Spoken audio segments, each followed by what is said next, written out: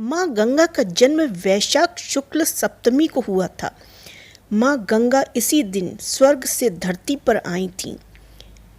गंगा की अविरल धार न केवल तन मन को पवित्र करती है, बल्कि ये प्रेम का संचार भी करती है।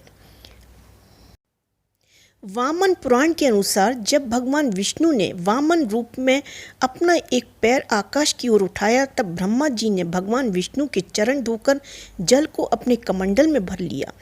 इस जल के तेज से ब्रह्मा जी के कमंडल में गंगा का जन्म हुआ। ब्रह्मा जी ने गंगा हिमालय को सौंप दिया।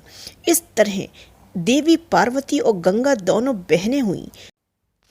कहते हैं कि वामन के पैर की चोट से आकाश में छेद हो गया और 3 धारा फूट पड़ी। एक धारा पृथ्वी पर, एक स्वर्ग में और एक पाताल में चली गई। गंगा त्रिपथगा कहलाई। शिव पुराण में ऐसी कथा भी मिलती है कि गंगा भी देवी पार्वती की तरह भगवान शिव को पति रूप में पाना चाहती थीं। देवी पार्वती नहीं चाहती थी गंगा उनकी सौतन बने। फिर भी गंगा ने भगवान शिव की घोर तपस्या की। इनकी तपस्या से प्रसन्न होकर भगवान शिव ने इन्हें अपने साथ रखने का वरदान दे दिया। इसी वरदान के कारण जब गंगा धरती पर अपने पूरे वेग के साथ उतरी, तो जल प्रलय से धरती को बचाने के लिए भगवान शिव ने उन्हें अपनी जटाओं में लपेट लिया। इस तरह गंगा को भगवान शिव का साथ मिल जाता है। एक कथा ये भी है कि ब्रह्मा जी के शाप के कारण गंगा नदी रूप में धरती पर आई। दूसरी ओर महाभीष्म को हस्तिनापुर के राजा शांतनु के रूप में जन्म लेना पड़ा। एक बार शिकार खेलते हुए शांतनु जब गंगा तट पर पहुंचे, तो गंगा मानवीय रूप धारण करके शांतनु के पास आई और दोनों में प्रेम हो गया। शांतनु और गंगा की 8 संतानें हुईं, जिसमें 7 को गंगा ने अपने हाथों से जल समाधि दे दी और 8वीं संतान के रूप में देवव्रत भीष्म का जन्म हुआ। लेकिन देवव्रत को गंगा जल समाधि नहीं दे पाई। कहते हैं कि गंगा की 8 संतान वसु थे, जिन्हें शाप मुक्त करने के लिए गंगा उन्हें जल समाधि दे रही थी।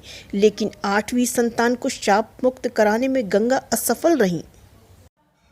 महाभारत की कथा के अनुसार देवी गंगा अपने पिता ब्रह्मा के साथ एक बार देवराज इंद्र की सभा में आईं।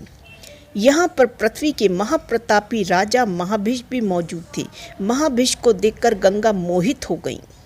महाभारत की कथा के अनुसार देवी गंगा अपने पिता ब्रह्मा के साथ एक बार देवराज इंद्र की सभा में आई।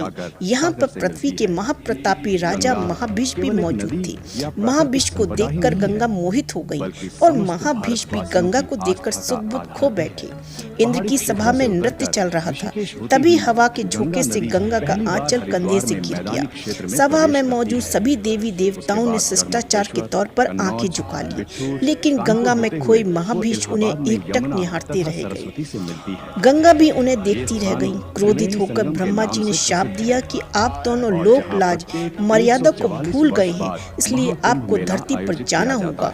आप दोनों एक दूसरे को पसंद करते हैं, इसलिए वहीं आपका मिलन होगा। काशी का, जिसे हम वाराणसी